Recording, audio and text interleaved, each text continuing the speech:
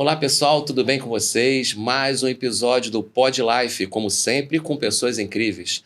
E não vai ser diferente. Hoje o episódio é com uma pessoa que tem uma experiência muito grande em gestão pública, educação e saúde. Vamos conversar com ele? Flávio Monteiro, roda a vinheta.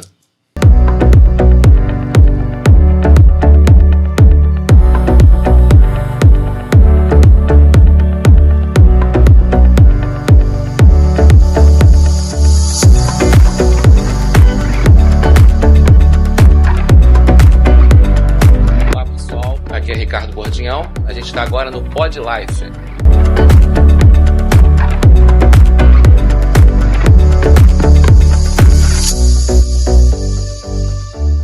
Olá Flávio, é um prazer enorme tê-lo aqui no Pod Life. Posso te chamar de Dr. Flávio ou de Flávio? De Flávio, tranquilamente. A gente está aqui num ambiente informal, trabalhando de forma informal. O seu nome foi o seu nome foi muito recomendado, uma pessoa que tem uma trajetória brilhante na gestão pública, está à frente agora de um dos maiores hospitais do Rio de Janeiro, também uma OS Sejan, né, que é uma OS muito respeitada a nível nacional, mas eu queria conversar com você, saber um pouquinho do início, né? Por que você se tornou médico? Uma pergunta que eu sempre faço, onde tudo começou? É uma boa pergunta, né? Eu queria ser cineasta. Depois eu queria ser piloto de avião. Eu quis ser biólogo. Eu quis ser médico veterinário. Eu quis ser jornalista. Durante muito tempo eu escrevi muito. Queria ser jornalista. E chegou na hora de inscrever para o vestibular, engenheiro aeronáutico foi uma das coisas que eu quase fiz. Eu só não fiz engenharia aeronáutica. Mas é muita criatividade, hein? Na época, porque a única engenharia aeronáutica que tinha na época, na década de 1970, eu entrei na faculdade em 1979. Era no ITA e tinha que ser militar. E naquela época eu não me sentia bem para ser militar. Uma das coisas que eu não queria ser era militar. Uma das coisas que eu disse na minha adolescência era que eu não queria ser médico. Eu acabei médico, acabei militar, bombeiro. Você tinha alguma questão por não querer ser médico? Não, eu não sei. Tinha uma coisa que não me agradava. Eu acho que era medo de médico, né? A gente entrar naquele consultório sempre gelado, o médico mexendo com a gente e espetando aqui, espetando ali, e coloca o estetoscópio gelado e tira a roupa com ar-condicionado, aquela coisa toda, né? Aquela relação de poder do médico. Isso é uma coisa que incomoda as pessoas. Sim. Isso me incomodava, isso me incomoda hoje. Talvez parte da minha vida profissional hoje, como médico, como gestor, como professor, tenha muita relação com isso, né? Com esses incômodos que eu procuro, de uma certa maneira, deixar claro para as pessoas, né? Mas voltando à história de por que ou como, né? Chegou na hora da inscrição do vestibular, eu falei, não, vou me inscrever para medicina. Me inscrevi e fiz a faculdade de medicina. Bem feita, fiz na Universidade do Estado do Rio de Janeiro, que é a minha casa. Saí da faculdade, fiz residência médica lá também, na Universidade do Estado do Rio de Janeiro. Depois fiz pós-graduação em gravidez de alto risco, essa é a minha área a minha área técnica específica. Ginecologia e obstetrícia, gravidez de alto risco. Depois fiz residência médica lá. Depois fiz concurso para professor e entrei mesmo logo depois de me formar, poucos anos depois de formar, como professor da UERJ. Tarefa essa que eu exerci até muito recentemente, quando me aposentei. Agora eu tive a idade de aposentar. E por que eu me aposentei de uma coisa que me dava tanta motivação? Professor é uma coisa que me motiva muito profundamente até hoje. Por isso você falou em educação e saúde. Né? Porque uma outra coisa que me motiva ainda mais é a gestão. A gestão, a organização do sistema para que as pessoas que a gente cuida, os pacientes que a gente cuida, tenham o cuidado melhor e sofram o mínimo possível. E essa tem sido a minha trajetória nesse tempo todo, né? Fui bombeiro militar durante muito tempo, fiz um concurso para o Corpo de Bombeiros logo que foi inaugurado o Grupo de Socorro de Emergência, o GCE. E você chegou a se aposentar pelo bombeiro também? Sim, eu me aposentei, fui até o fim da carreira no bombeiro. Sou coronel bombeiro militar aposentado. Eu tenho aposentado não. Eu tenho um grande amigo da reserva remunerada. Eu tenho um grande amigo que também se aposentou, que é o Dr. Edmilson Migovski. Migovski, sem dúvida, conheço. Ele também é bombeiro e tudo, e também sigo essa carreira. O Migovski, o primeiro plantão da minha vida no Corpo de Bombeiros, quando eu estava fazendo estágio, foi com o Migovski. Caramba! Coincidência, né? Uhum. Disseram, não, você tem que aprender como é que é e tal, vai para o plantão do quartel que tem maior movimento no dia tal. Era quartel de Campinho ali, Madureira, sim. E o plantonista era o Edmilson Migovski. Pô, que legal. Foi lá que eu o conheci, meu amigo até hoje, nós nos cruzamos de vez em quando. Muito bom saber. E você foi assim para esse caminho, tá? Se formou médico, né? Teve alguma motivação para você seguir, ter mudado essa trajetória? Porque você parece uma pessoa muito criativa, né? E você queria cargos muito diversos, né? Bombeiro, mil coisas, né? O que mudou a sua trajetória? Cargos muito diversos, não é só bombeiro e professor, né? Sim, médico também, claro, sim, atuando diretamente com o paciente.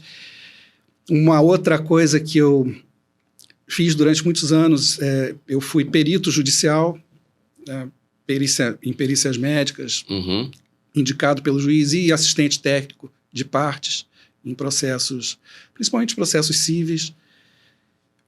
Tem uma formação, quer dizer, eu digo que eu fui bombeiro, advogado, porque esse negócio tem uma formação de direito, né? Fiz faculdade de cinema durante um tempo, eu não consegui prosseguir na profissão por causa da gestão. Sim.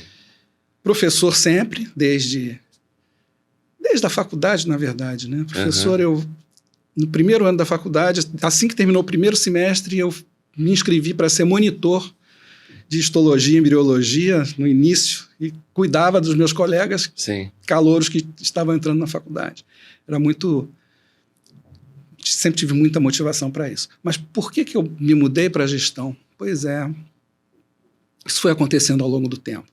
Ao longo do tempo, na própria UERJ, eu assumi o papel de coordenador do curso de graduação, da graduação em obstetrícia, tá? Do coordenador da obstetrícia de graduação.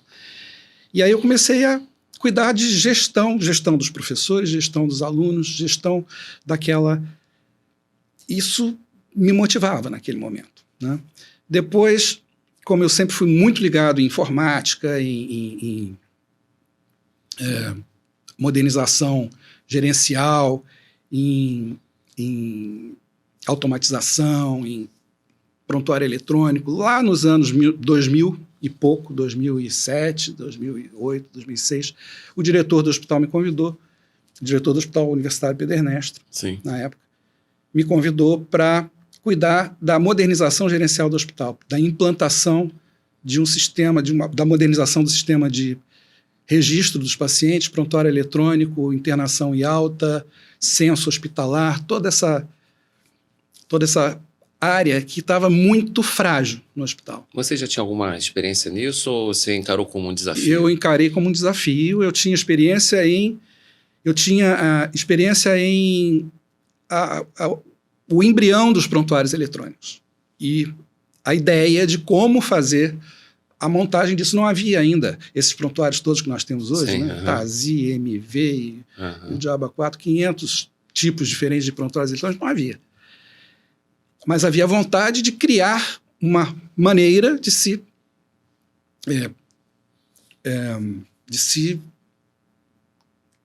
avançar nisso dentro do hospital. Era uma coisa muito nova, né? Era uma coisa nova, era uma coisa que estava começando, uma coisa embrionária. Então eu comecei a fazer a organização do sistema de informação e documentação, informação em geral do hospital e documentação assistencial do hospital. Hospital Universitário Pedro Ernesto, um hospital grande. Isso foi mais ou menos em que ano? Isso foi mais ou menos em 2007, 2008. Nessa época eu era coordenador da graduação em obstetrícia, cuidava da parte acadêmica da obstetrícia da UERJ e fui puxado para a direção do hospital. E em 2009, no início de 2009, um coronel bombeiro, médico, que fundou e que montou o Grupo de Socorro de Emergência, o GSE, foi convidado para assumir a gestão de todos os hospitais da Secretaria de Saúde do Estado. Sim. E montar uma equipe com várias especialidades para cada especialidade gerir a sua especialidade. Sim.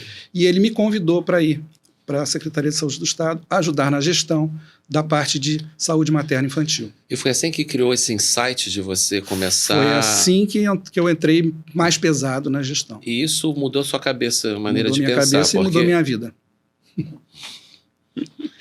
Que bacana.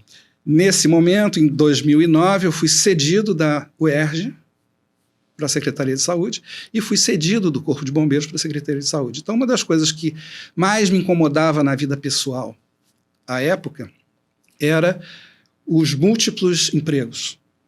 Sim. A gente trabalha com vários. Na época, eu tinha 3, 4 lugares que eu trabalhava. E é muito comum na área de saúde todo mundo ter diversos... Né? E eu nunca gostei muito dessa pula para cá, pula para lá. Não é porque você se dedica num lado, se dedica menos no outro, acaba criando conflito e cansa. E tem muita gente, tem muitos médicos, né? Vou falar dos médicos, que aquele médico que faz diversos plantões, né? Ele nem gosta de gestão, né? Ele fica trabalhando em vários hospitais, e tem aquele que foca mais na questão da gestão. Né? Você acha que isso é mais uma aptidão? O que você... Em geral, o médico não gosta de gestão e não foca em gestão. Não sei se você tem uma visão enviesada, porque você tem um podcast que cuida de gestão. O que eu posso dizer é que a maioria não tem essa inclinação, e todos que são... se capacitam e tem um momento da trajetória que foi assim, um divisor de águas. Tem aquele momento que aparece um grande projeto e ele é desafiado. E aí como vocês médicos, vocês estudam muito, vocês acabam abraçando essa ideia e a maioria acaba inclina para esse caminho. É o que eu percebo. Né? Então, foi um pouco por aí. Logo que eu entrei, eu fiz um diagnóstico técnico de como estava a assistência obstétrica no estado do Rio de Janeiro, taxa de natalidade, onde nascia, usando dados do Ministério da Saúde, do DataSUS, e dados da própria Secretaria, e dados dos hospitais, tanto públicos quanto privados, e identifiquei onde haviam maiores carências assistenciais.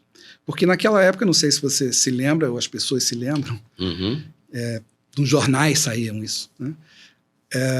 A gente estava numa crise de cuidado obstétrico, maternidades superlotadas, mulheres fazendo peregrinação em várias maternidades, em vários lugares. Por exemplo, a maternidade do Hospital Rocha Faria, que é uma maternidade de 70 leitos, rodava com 120, 140 mulheres internadas nos corredores. Sentada em cadeira depois de ter filho. Quem me contou um pouco disso foi o Dr. Jucinei. Jucinei, sim. Conheço muito o Jucinei também. Ele fez aqui um podcast com a gente e contou algumas experiências. O Jucinei... Eu fui diretor do Jucinei um tempo. Legal. Eu dirigi o Rocha Faria num determinado período, alguns meses da minha vida, e o Jucinei era o chefe da obstetrícia do Rocha Faria. E, na verdade, quem botou o Jucinei como chefe de obstetrícia do Rocha Faria fui eu. Quando eu estava na Secretaria de Saúde do Estado. Mas isso são muitas histórias, né? Se a gente ficar aqui conversando, eu acho que a gente fica 3 dias. Não, com certeza. A quantidade de experiências que principalmente quem trabalha com gestão, é muito, muito grande. Várias confrontos, desafios. E eu estava conversando até com o Thiago, né, que trabalha junto com você, né, e ele falou muito de você, falando que você é um cara, né, que tá junto, né, joga junto mesmo. E isso é muito bacana, né, quando você tem ele que não é um profissional médico, né, junto com uma pessoa que é médica e fazer uma gestão muito participativa, né? Eu até falei com ele que em outros países não funciona dessa forma. Você tem a formação, mas você pode atuar em outras... Aqui no Brasil que é muito difícil você ver pessoas trabalhando na área hospitalar que não são médicos.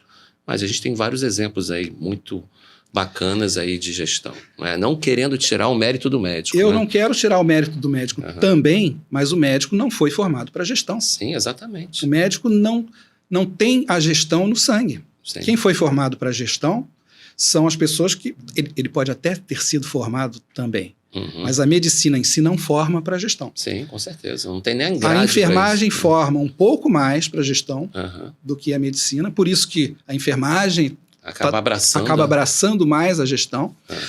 Mas eu acho que quem tem que fazer gestão é quem tem formação de gestão, mesmo. Né?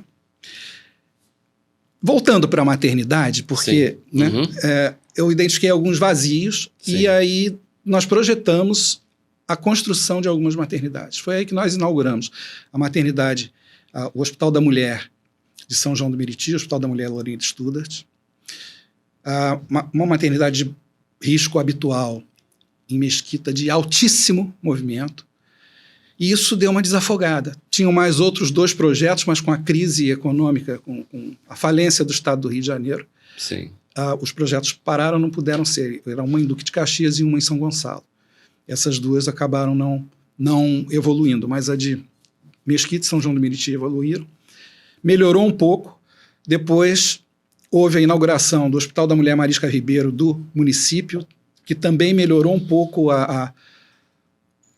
aquele vazio que havia. Não era um vazio, havia um número maior de nascimentos naquela região do que a capacidade operacional instalada. Então inauguraram uma maternidade com Marisca Ribeiro, que por sinal eu também dirigi recentemente, era do município, e aí começou a melhorar um pouco essa questão obstétrica. Mas com 6 meses na secretaria, houve a gripe suína, lembra daquela pandemia, epidemia de gripe suína? Sim. E eu entrei de cabeça naquilo, porque outra coisa que sempre me atraiu muito foi infectologia e epidemias, etc. E eu entrei de cabeça e comecei a organizar a rede hospitalar do Estado, ajudar nessa organização, já que eu estava dentro da Superintendência de Unidade de Saúde da Secretaria. E aí eu deixei de cuidar só das maternidades e aí me deram a missão de cuidar de todos os hospitais de urgência e emergência do Estado do Rio de Janeiro. Naquela época eram 11, 12 hospitais. Naquela época havia as UPAs, mas as UPAs estavam com o Corpo de Bombeiros. Sim, é verdade. Né? E houve um determinado momento que as UPAs foram transferidas para a Secretaria de Saúde sem que os bombeiros tomassem conta. Sim. Como eu era um bombeiro dentro da Secretaria de Saúde, eu assumi todas as UPAs do Estado nessa época para cuidar dessa transição do militar para o civil, que também foi um grande desafio. Isso tudo vai motivando a gente, né? Sim. E a gente vê que as coisas vão caminhando, vão andando, né? E eu fiquei lá cuidando de gestão, depois dessa parte de cuidar das urgências e emergências, cuidar das UPAs do Estado. Eu passei a cuidar de planejamento, que é o que realmente me motiva mais. Eu tenho uma queda. Eu ia falar um tesão pelo planejamento. Eu gosto de analisar, diagnosticar, imaginar a solução, planejar, cuidar que o planejamento seja implantado, checar e verificar se o planejamento foi adequado e se a execução está adequada e corrigir os rumos. Isso me motiva. E é aí que a gestão me motiva. E foi nesse momento que você falou assim, eu sou um gestor, né? Porque tem uma hora que você fica na dúvida se você é um médico assistencial ou você...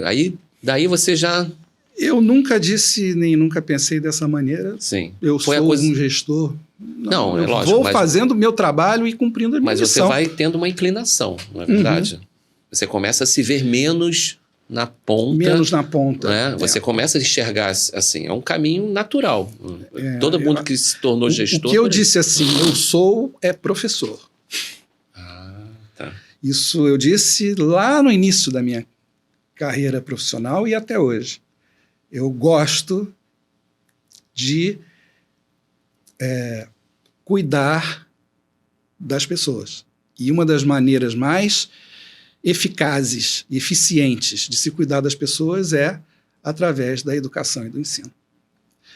E a gestão também tem isso. Quando a gente gerencia, quando a gente gere, a gente também está cuidando das pessoas e a gente está, de alguma maneira, influindo para que a vida das pessoas melhore.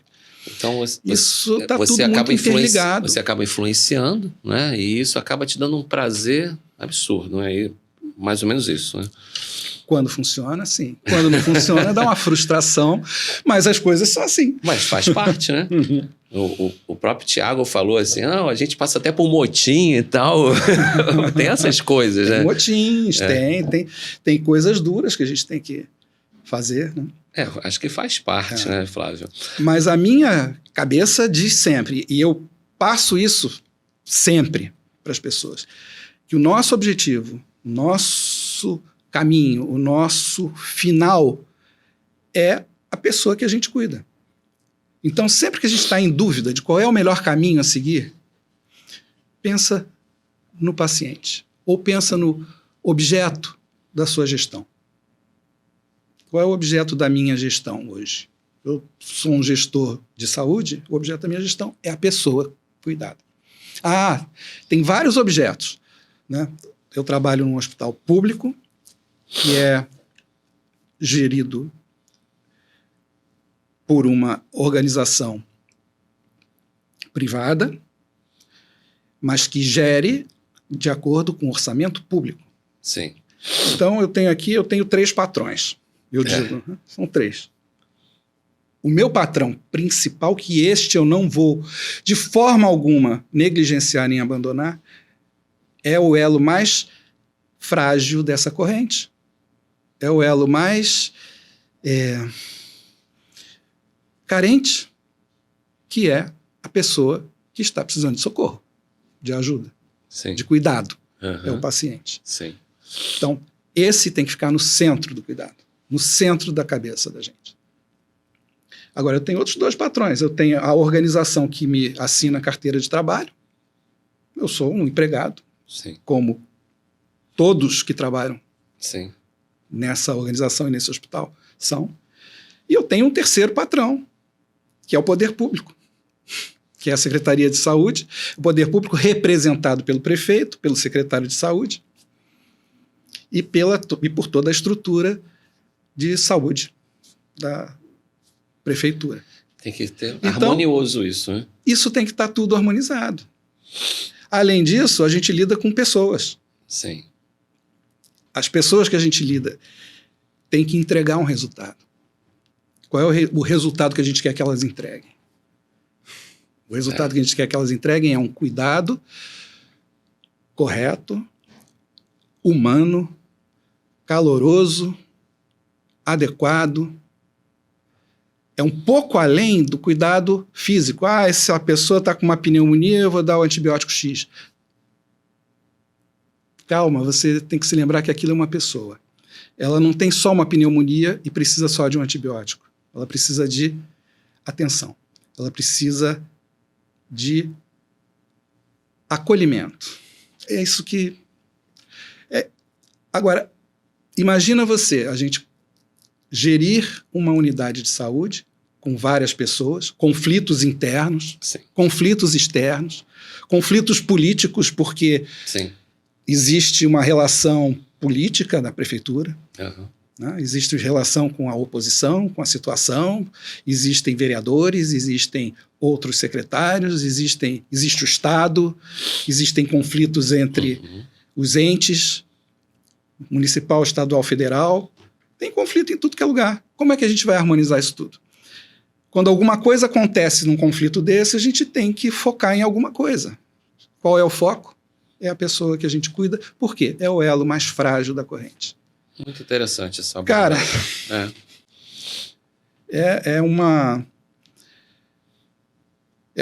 é um dos caminhos que eu procuro seguir e aí a gente vai lidar com as pessoas da gestão, as pessoas que a gente está gerindo, com a equipe. Como é que a gente lida com essa equipe? Flávio, equipe existe conflito. Eu quero te fazer um parênteses, eu quero falar sobre gestão, mas vou dar um recado aí para você que está assistindo o nosso episódio, né? A dica de hoje é o Doutor Aí. Ele tem uma parceria com a Interfinancial, né? A gente fala de inteligência artificial, uma coisa que é a novidade aqui no mercado agora, né? A gente tem um atendimento diferenciado, né? O Dr. Flávio aqui já até conheceu essa ferramenta tão brilhante.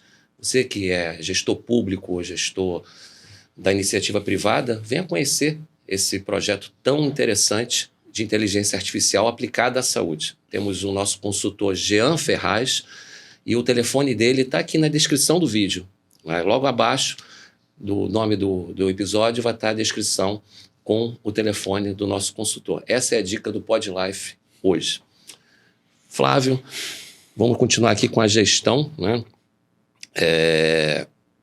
Acho que é muito interessante essa tua abordagem sobre, na hora do conflito total, né? Conflito tanto político, o conflito da instituição em si, né? Porque tem os conflitos internos.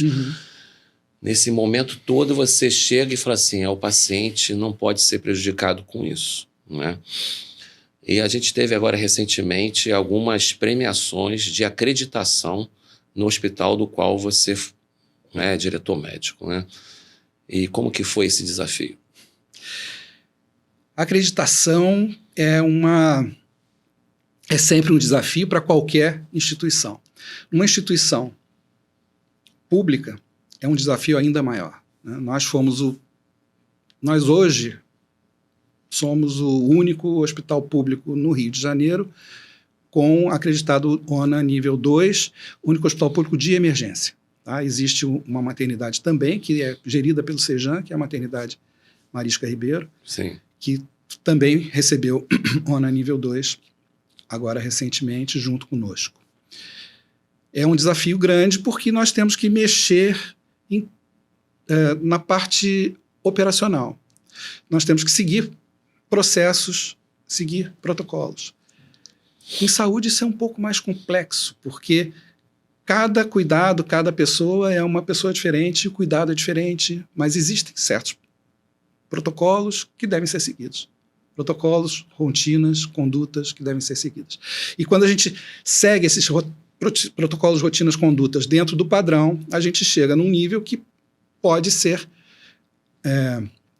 considerado adequado e por isso a gente recebe o selo de acreditação. Então já tem alguns anos que a gente recebeu o selo de acreditação da ONA, Organização Nacional de Acreditação, nível 1, que é acreditado. Agora, há alguns meses, nós recebemos a acreditação plena, que é o nível 2. Então, nós estamos evoluindo nisso. E a gente vê que quando isso acontece, os nossos indicadores, nossos resultados, os nossos indicadores de saúde melhoram. Por quê? Porque a gente está melhorando a forma em que a gente está cuidando da estrutura para cuidar das pessoas. Um outro prêmio que a gente vai receber semana que vem, a gente foi indicado para esse prêmio. E nós estamos entre os 3. São 3 prêmios, a gente não sabe se vai ser o primeiro, o segundo ou o terceiro lugar.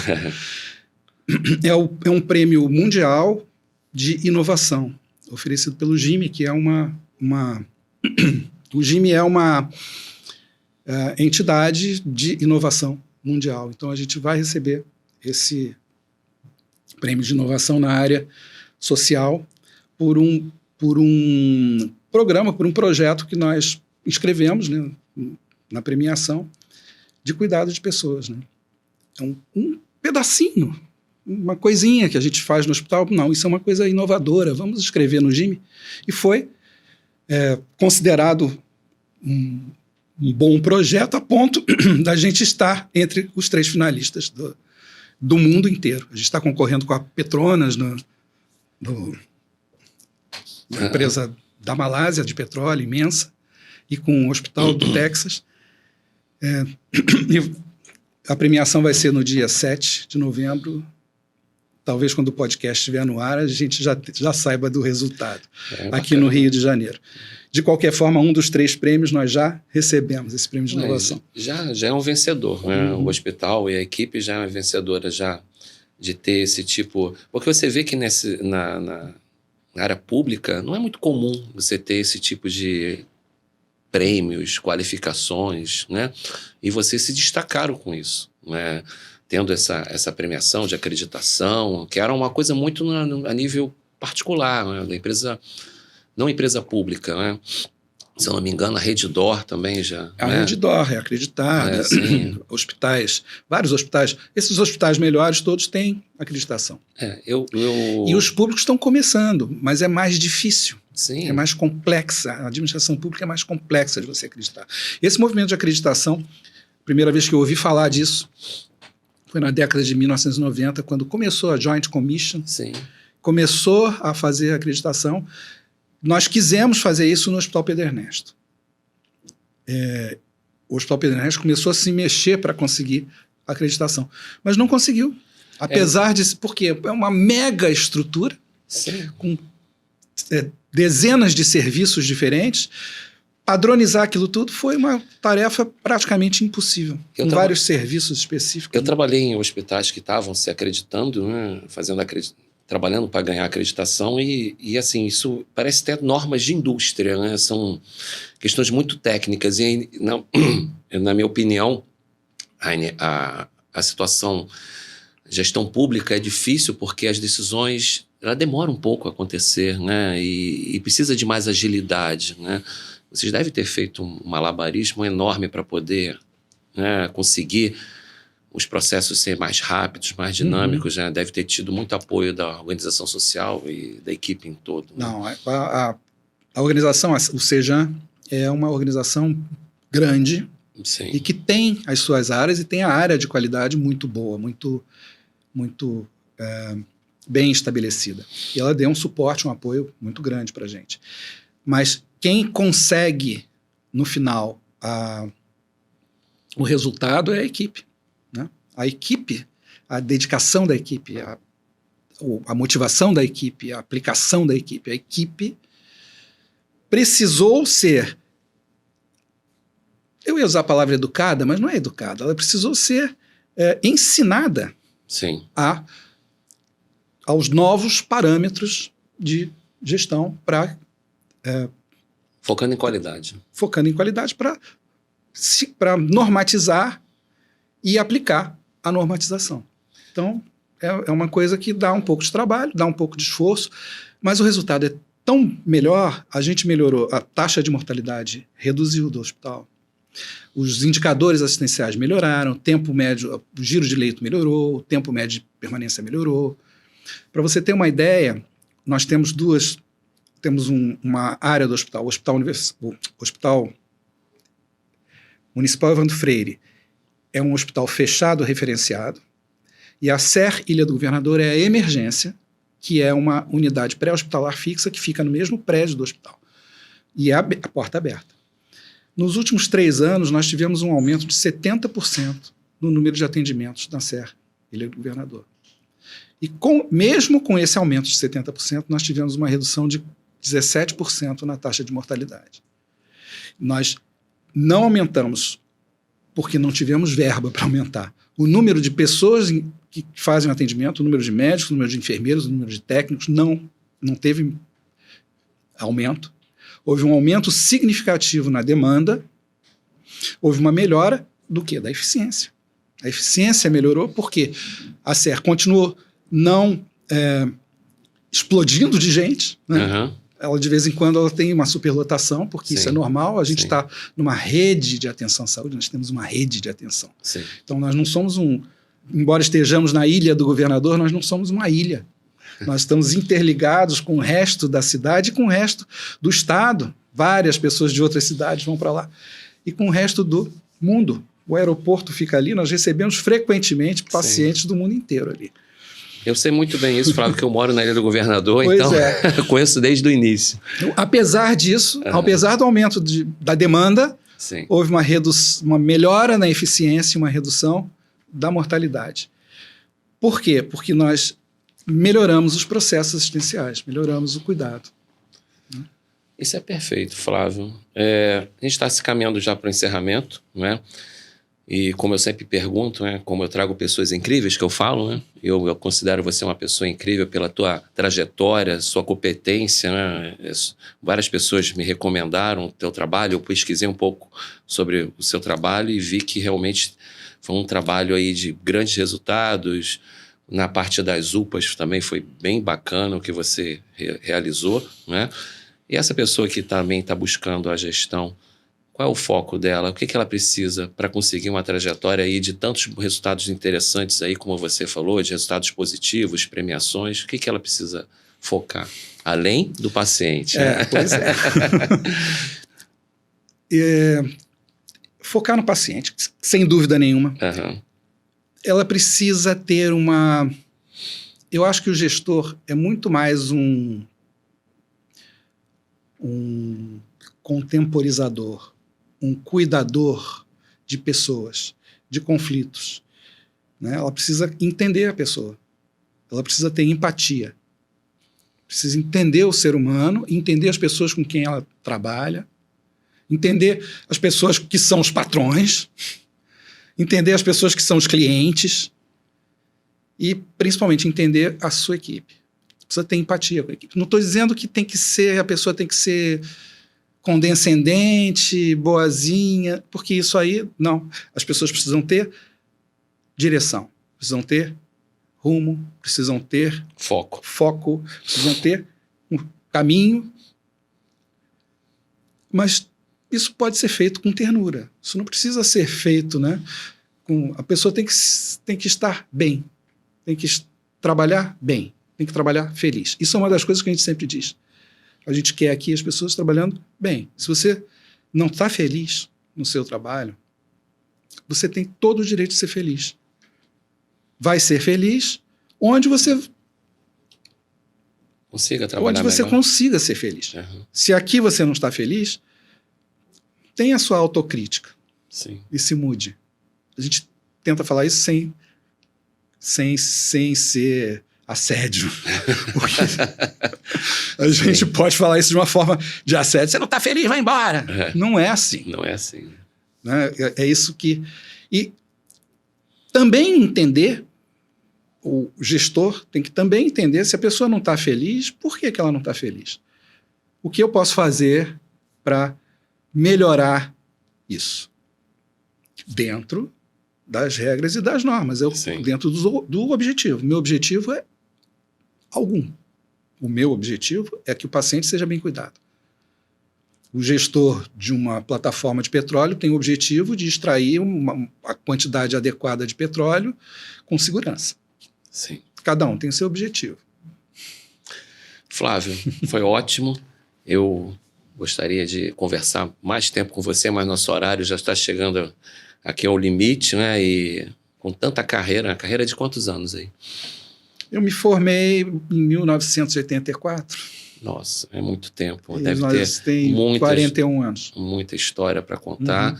E o mais bacana é que você, com o seu jeito bem-humorado, tranquilo, com muita criatividade, chegou aos resultados que você almejou e que as instituições que apostaram em você acabou tendo êxito, né? Muito obrigado pela participação. Eu que agradeço por estar aqui e poder trocar com vocês e bater um papo com vocês aí e contigo. E foi muito rápido, né? Teremos outras oportunidades, se Deus quiser. Tinha muito obrigado. Mais coisa que a gente podia conversar. Não, com certeza. Vamos ver se a gente faz um outro episódio aí. acho que tem muito a agregar para quem trabalha com gestão e para quem é curioso também, né? Você, pessoal, que viu aqui o episódio do Flávio, né, Dr. Flávio, ele tem uma trajetória brilhante, onde, como ele sempre diz, né, ele disse o tempo todo, o foco é o paciente, é aquela pessoa que está ali para ser atendida. Você que está buscando essa carreira de gestão, né, com objetivos, né, focar e ter objetivo no seu paciente, né, ou no seu cliente, se for o caso de outra área. Tá? Muito obrigado por ter assistido até agora. Né? Não deixe de assinar o canal, dê seu like, tá? E até uma próxima. Tchau, tchau.